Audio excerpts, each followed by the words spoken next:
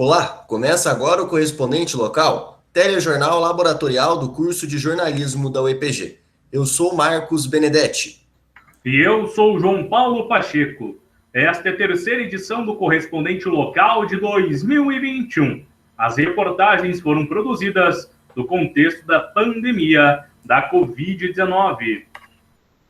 Nossas produções seguem as normas sanitárias de prevenção à Covid-19.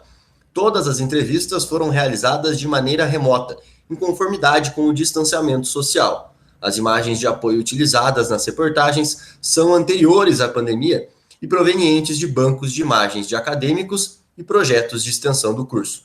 Nesta edição do Correspondente Local, você confere. O aumento do preço do gás de cozinha e seu impacto direto na população. Medida do toque de recolher não demonstra queda nos casos de Covid em Ponta Grossa e especialista explica o motivo. Movimentos contrários à vacinação ainda presentes nas redes sociais. Como o turismo em Ponta Grossa foi afetado pela pandemia.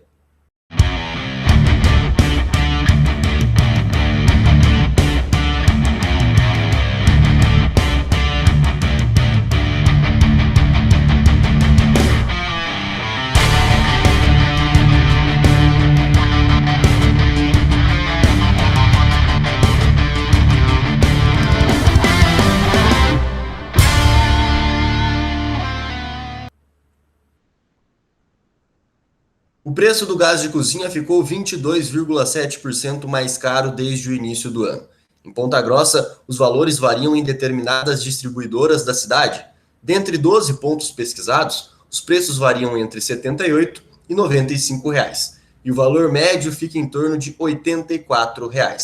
Confira agora, na reportagem de João Paulo Pacheco, os motivos destes aumentos. O preço do gás de cozinha subiu 16,3% somente em 2021. No início de março, a Petrobras repassou o terceiro aumento do ano sobre os preços do gás de cozinha.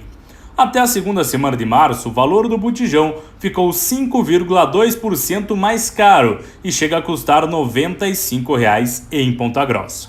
Com o primeiro aumento, ainda no início de janeiro, os preços que variavam de R$ 78 a R$ 83 se aproximaram dos R$ 90 na cidade.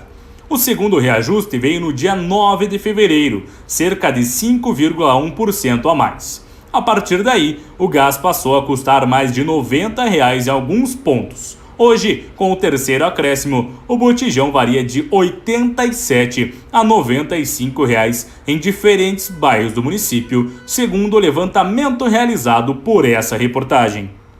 Em nota oficial, a Petrobras considera que os preços de gás liquefeito do petróleo praticados têm como referência o valor de paridade de importação, formado pelo valor do produto no mercado internacional, mas os custos que importadores teriam, como frete de navios, taxas portuárias e demais preços internos de transporte para cada ponto de fornecimento, também sendo influenciado pela taxa de câmbio. O doutor em Economia Aplicada pela Universidade de São Paulo e professor adjunto da Universidade Estadual de Ponta Grossa, Emerson Wilgenberg, comenta sobre os impactos e motivos dos aumentos do preço dos combustíveis e gás de cozinha. Todas as famílias vão sentindo de maior ou menor maneira, né? Quer dizer, é um impacto mais geral, né? Da onde vem isso, por que vem isso e quais seriam as alternativas para isso, né? O petróleo cotado no final do ano passado, aliás, do ano retrasado, né, antes da pandemia, algo em torno de $65 o barril. No auge da pandemia, caiu para menos da metade. A partir do final do ano passado, esse ano, ele começou a recompor preços e mais do que recompor, chegou a beirar $70. Então, no caso dos combustíveis, nós temos um aumento do preço do petróleo, nós temos um real fraco, ou que é a mesma coisa, né, um dólar caro. O dólar caro, ele tem um impacto também. Quais são as causas desse dólar caro? São a própria fraqueza da nossa economia, dada a má gestão da pandemia, né? O Brasil tem uma gestão horrível no que se refere à saúde. Então, isso faz com que, por exemplo, investidores internacionais aqui não queiram ficar, né? Procuram sair do país. Isso valoriza o dólar, desvaloriza o real. né? E isso tem um impacto também, porque a Petrobras ela repassa o preço em dólar no mercado internacional. Atualmente, a definição de custo para o gás de cozinha leva em conta a variação internacional do produto no mercado, além do custo de importação. Com isso, o brasileiro paga pelo preço que o gás custa no mundo e não o quanto ele custa para ser produzido aqui no país. Essa forma de cobrança, estabelecida pelo governo federal, faz com que a variação de preço seja frequente e, num cenário de crise econômica mundial, os preços disparam. Nesta matéria, os dados foram relativos ao mês de março. Agora, em abril, a Petrobras anunciou o reajuste de 5% do preço médio do gás liquefeito de petróleo, e o aumento já começou a ser repassado às distribuidoras. Com isso, o quilo do produto passa a ser vendido a R$ 3,21, sendo este o quarto reajuste no preço do botijão em 2021. De acordo com informações da Petrobras, o preço médio da estatal repassado às revendedoras será equivalente a R$ 41,68 por botijão de 13 kg. Com o quarto aumento repassado pela Petrobras, o chamado gás de cozinha já acumula alta de 22,7% em 2021. Agora faremos contato com o nosso repórter Eduardo Machado, diretamente da nossa sala de redação virtual, com novas informações. Boa tarde, Eduardo, tudo bem? Muito boa tarde para você e aos amigos que acompanham o correspondente local. Marcos, a Prefeitura de Ponta Grossa se organiza para vacinar crianças de 6 meses a 6 anos de idade contra a gripe influenza do vírus H1N1. Na última segunda-feira, dia 12, foi iniciada a campanha nacional de vacinação, onde foram imunizados os profissionais da saúde que trabalham em postinhos e hospitais, além de gestantes. Nesta quarta-feira, dia 14, é a data prevista para o início da vacinação. A expectativa é que 7.860 crianças sejam imunizadas. Para receber a vacina, é necessário cadastro pelo site da Prefeitura Municipal, assim como está sendo com a vacinação da Covid-19. O horário de aplicações do imunizante será das 9 da manhã até as 12 horas do dia seguinte ao agendamento. Volto com você, João Paulo Pacheco. Medida do toque de recolher em Ponta Grossa não demonstra efetividade na queda de casos por Covid-19 no município. Especialista explica por que a medida tem sido ineficiente. Acompanhe na matéria de Marcos Benedetti. A primeira morte de Covid-19 no país completou 1 ano no dia 12 de março. Desde o primeiro óbito em decorrência do novo coronavírus, foram implementadas diversas restrições na tentativa de diminuir a ocorrência de casos. Entretanto, nunca foi determinado um confinamento completo na cidade de Ponta Grossa. Desde o dia 15 de janeiro, o município vive sob a medida do toque de recolher. No primeiro momento, o decreto municipal número 18.290 determinava o toque de recolher das 11 horas da noite às 6 da manhã, além da proibição da venda de bebidas alcoólicas a partir das 10 da noite. Depois, seguindo a recomendação de um decreto estadual, no final de fevereiro, o toque de recolher foi ampliado das 8 horas da noite às 5 da manhã. Junto a essa medida, o governo do estado determinou também a suspensão das aulas híbridas no ensino público e das atividades não essenciais no Paraná. Após 2 meses do primeiro toque de recolher, a medida permanece em vigência na cidade. Mas para a infectologista Gabriela Gering, o toque de recolher não diminuiu o número de casos e mortes causados pelo Covid-19. Ao meu ver, essa medida do toque de recolher realmente não teve nenhum benefício. A gente continuava vendo muitas aglomerações nos locais, né, nos restaurantes, nos bares, e isso realmente a gente está vendo o resultado agora. Na comparação entre novembro de 2020 e fevereiro de 2021, a média móvel teve aumento de 58%. Para a Gering, esse aumento tem 2 explicações. A primeira possibilidade, com certeza, é as aglomerações de fim de ano, Natal, Ano Novo, Carnaval, muitas aglomerações, muitos encontros, né? E isso, com certeza, já esperávamos subir o número, aumentar esse número. E a segunda possibilidade é realmente as novas variantes, né? As novas variantes, com as suas mutações, têm muito mais taxa de transmissibilidade e vão acometer muito mais pessoas. Então, isso pode ser o resultado dessas novas variantes também. A Guarda Municipal de Ponta Grossa tem realizado, em média, 140 fiscalizações semanais, em bares, restaurantes e festas particulares.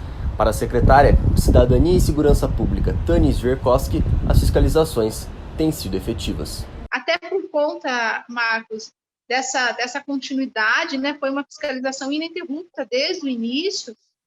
Os comerciantes, então, o que nós estamos sentindo é uma adesão maior dos comerciantes, né, até mesmo dos bares. Como eu falei no início, havia uma reticência aí, em cumprir o decreto, até achando que não seriam alvos de fiscalização, mas assim, a partir do momento que eles viram que realmente, né, que essa fiscalização ocorre, então eles estão aderindo mais. Nós temos percorrido os bairros e tem diminuído o número de bares, né, que estão abertos, estabelecimentos abertos. Isso mostra também a efetividade do trabalho de fiscalização, né? Mesmo sendo fortemente afetado pelas restrições desde o início da pandemia, o empresário Lincoln Guedes, dono de uma hamburgueria, não é contra o lockdown. Para Guedes, o lockdown é necessário, mas é preciso cobrar um plano de vacinação eficiente. Eu sempre falo isso, tipo, é um cenário, cara, é triste você saber que o teu setor é um setor que, tipo, é o mais afetado, vai ser o mais afetado, e que a gente está aqui nessa, digamos, num ciclo ali que a gente, tipo, pô, virou um ano e parece que nós estamos no primeiro de novo, entendeu? Parece que não mudou nada, parece que não entenderam nada. Então, tipo, eu tenho fé que a vacinação, eu falo que todo mundo deveria cobrar a vacinação, cobrar a vacina. Ah, mas não tem vacina. E daí, velho? Cobra a vacina, faz alguma coisa, fala para alguém, cobra um governante, cobra um vereador. Todo mundo devia ter esse pensamento, entendeu? Agora, que se você pegar e olhar, não, a vacina está muito longe, mas tá, e daí? Vamos lá, vamos na fila como qualquer outro país, vamos na fila como qualquer outro estado, vamos negociar. Os números mostram que os casos não estão diminuindo apenas com o toque de recolher como medida mais rígida. Inclusive, o Paraná se tornou na semana passada o estado com maior aumento na média móvel em todo o país, de acordo com dados do Farol Covid. Por conta desse aumento, os municípios estão tomando medidas mais restritivas para tentar conter o avanço do vírus. A reportagem foi realizada na metade do mês de março e, neste momento, o estado do Paraná não está mais no primeiro lugar dos estados com maior aumento na média móvel. De acordo com o Farol Covid, o Acre é o estado que tem piores números atualmente, enquanto o Paraná é o 14º estado no ranking nacional. Agora, mais uma vez, faremos o contato com o nosso repórter Eduardo Machado, que está diretamente na nossa redação virtual. Boa tarde, Eduardo, tudo bem? Quais são as novas informações? Muito bem, João Paulo. Em pesquisa realizada por grupo da UEPG, aponta que o resultado do lockdown de 10 dias, decretado pela Prefeitura de Ponta Grossa no dia 18 de março, foi de um aumento de apenas 6% no isolamento social. A média de 11 dias de isolamento pré-lockdown batia a marca de 35%. Durante o decreto, esse número aumentou para 41%. O estudo realizado por Henrique Simão Pontes, Laís Luana Massuqueto e Felipe Simão Pontes ainda revela que o dia com maior taxa de isolamento social foi o domingo, dia 21, com 53%, enquanto o menor foi o dia 27 de março, com 34%. O índice da Organização Mundial da Saúde, a OMS, sugere uma média de 70% no isolamento social. Volto para o correspondente local. Muito obrigado pelas informações, Eduardo. Agora mesmo, após o país ter registrado recordes nas médias móveis de contaminações por Covid-19, a descrença na vacina ainda persiste. Embora a eficácia da vacinação seja comprovada cientificamente, nas redes sociais ainda se encontram páginas que tentam descredibilizar a vacina. Entenda essa situação na matéria de Germano Busato. Enquanto o país registra o recorde na média móvel de contaminações e mortes diárias por Covid-19, nas redes sociais ainda é possível encontrar movimentos que questionam a eficácia da imunização. Em uma pesquisa rápida no Facebook, registrou-se pelo menos 5 perfis com ao menos 200 curtidas. Para os especialistas, este fator é preocupante. De acordo com a professora do Departamento de Enfermagem da Universidade Estadual de Ponta Grossa, Jaci Aurélia Vieira de Souza, a imunização no atual contexto da pandemia é a maior esperança na batalha contra o coronavírus. A vacinação, sem dúvida, é a principal esperança para conter a disseminação do novo coronavírus. À medida que aumente o número de vacinados, o vírus tende a circular menos, reduzindo transmissões e infecções. Por meio dessa lógica, mesmo as pessoas que possuem alguma contraindicação para serem vacinadas serão beneficiadas indiretamente. Para os profissionais de saúde, como no caso de Carla Dias, funcionária do Hospital Regional e viu de perto o sofrimento causado pelo vírus, o fato de existirem pessoas que ainda não acreditem na vacina no contexto da pandemia é grave. Eu acho que tinha que ter mais divulgação sobre a vacina, porque é a cura, para o Covid, e eu acho que as pessoas tinham que aceitar mais. Pesquisadores da área acreditam que as notícias falsas, presentes fortemente hoje nas redes sociais, são agravantes desta situação. Segundo pesquisadores da Fiocruz, em um artigo publicado em 2020, 13,5% dos links com maior engajamento nas redes sociais sobre vacinas eram notícias falsas. De acordo com o relatório publicado em novembro de 2019 pela Sociedade Brasileira de Imunizações, em parceria com a Avaz.org, nomeado por Relatório Antivacina, 57% dos que não se vacinaram ou não vacinaram uma criança citam uma razão considerada incorreta pela Sociedade Brasileira de Imunizações ou a Organização Mundial da Saúde. Segundo o relatório, 8% dos brasileiros consideram as vacinas inseguras.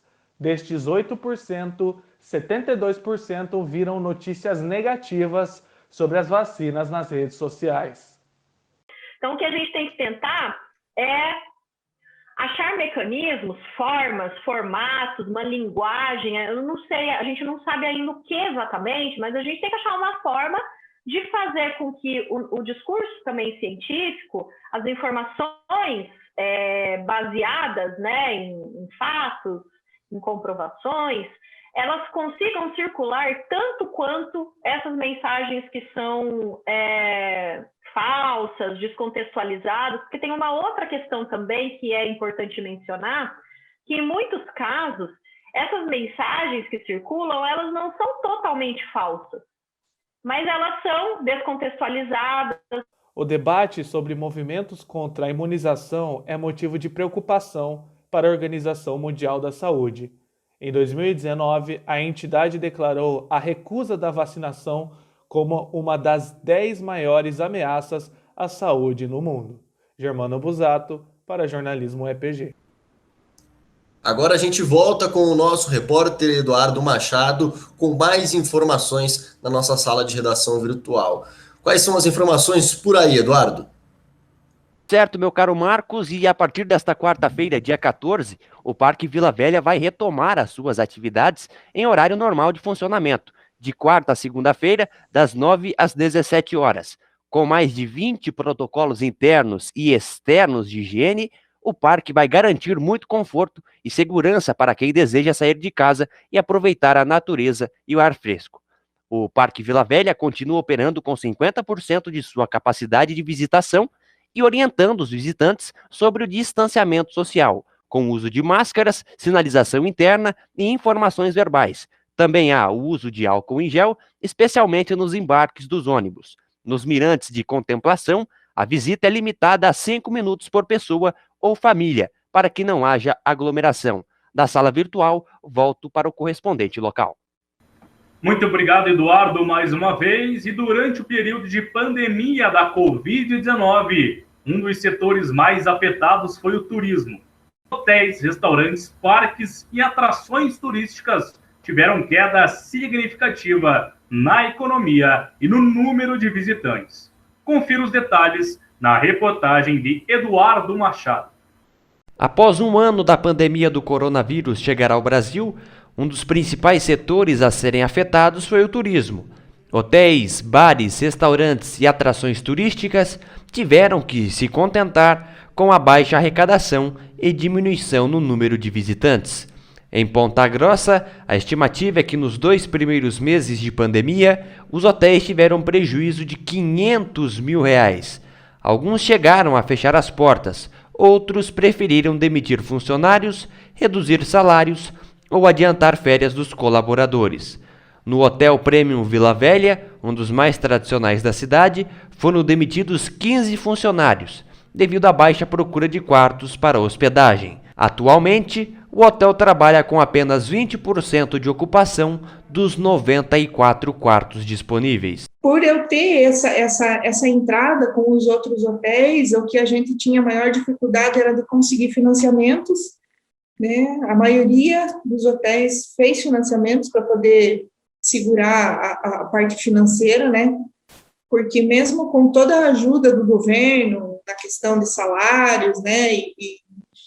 E também teve os impostos que eles acabaram prorrogando esse pagamento, né, para mais tarde, mesmo assim ficou muito difícil.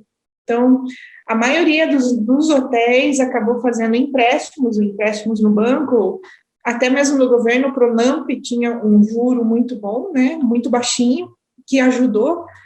Só que daqui a pouco a gente vai começar a pagar essa dívida, né? Vai começar a pagar essas parcelas desse empréstimo e agora veio mais uma parada. Então, financeiramente, muito difícil. Quem não tinha uma reserva sofreu bastante. No setor do turismo natural, também houve queda no número de visitantes. Segundo dados da assessoria de imprensa do Parque Vila Velha, nos últimos 3 meses, o local recebeu menos turistas do que em 2019. Em dezembro de 2019, foram 6.373 pessoas visitando o parque. Já em 2020, foram 4.564. Em janeiro de 2020, foram 8.083 pessoas. Em janeiro de 2021, 7.138.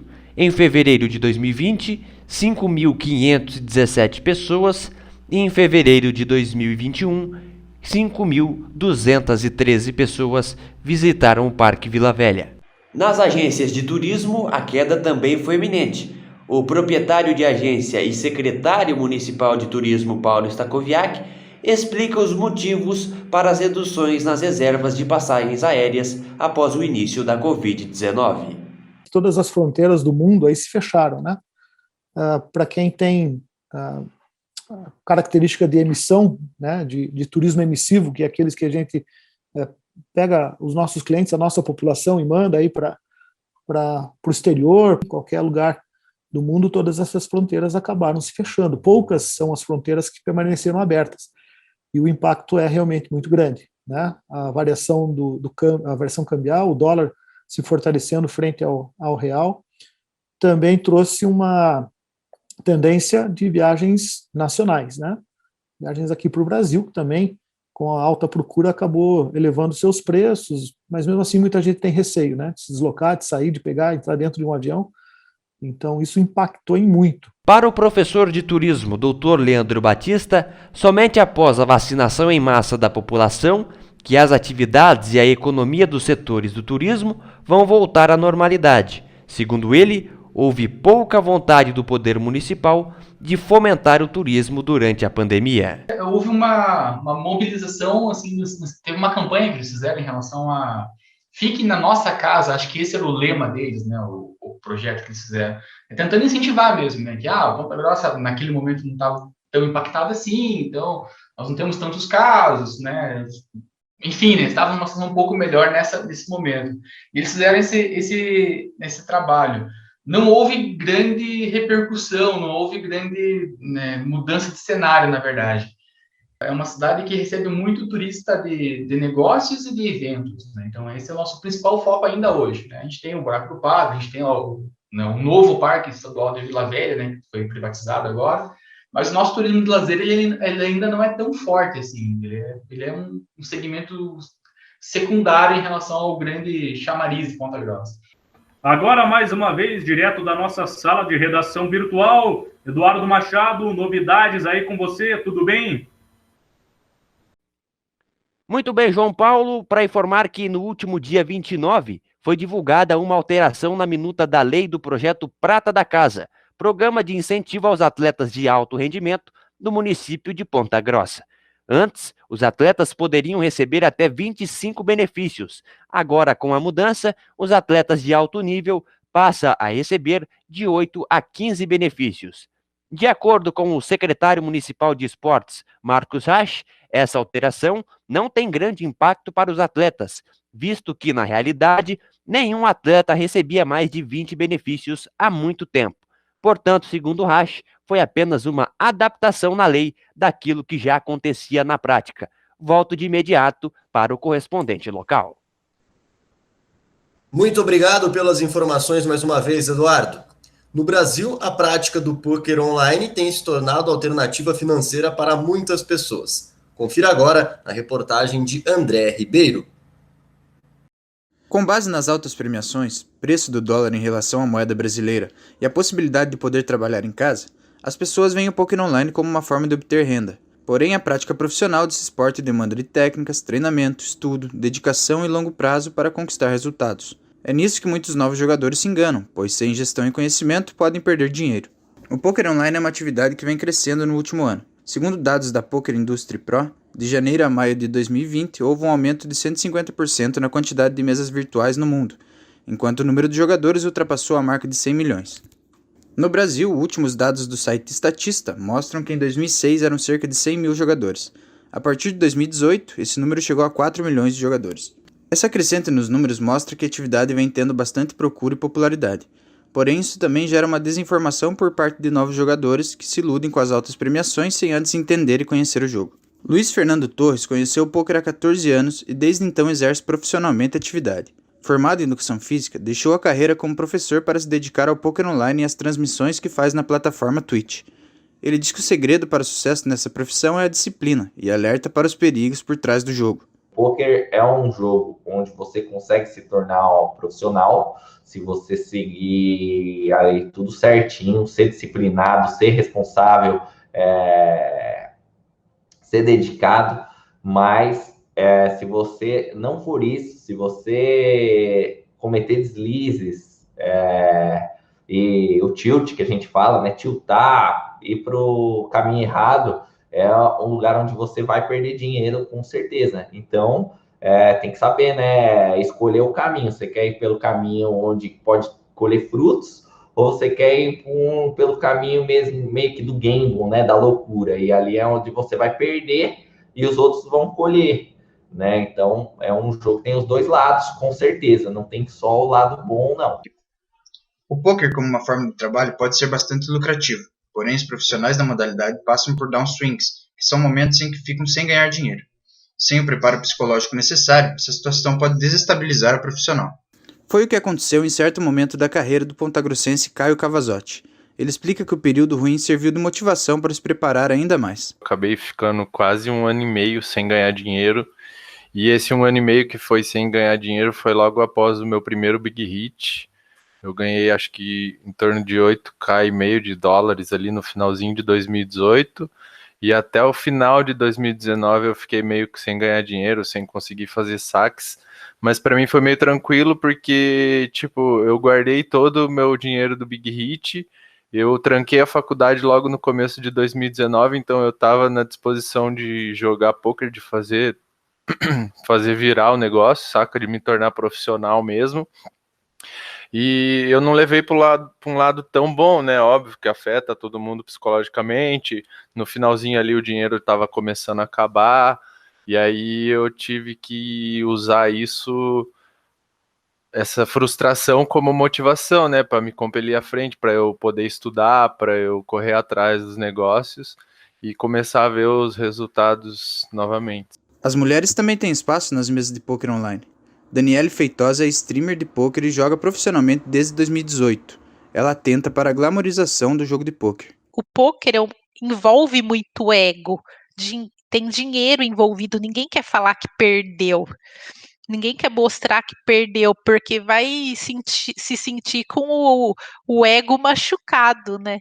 Então, esse é uma coisa que no poker é muito sensível, realmente. É a parte do ego, de todo mundo querer mostrar só a parte de que ganha, de que é bom, de que é o melhor, mas mostrar a parte ali que realmente da luta, que é difícil, que a pessoa teve que perder muito para talvez estar ganhando um pouquinho, ou só empatando agora, que às vezes a pessoa mostra lá, nossa, ganhou tanto.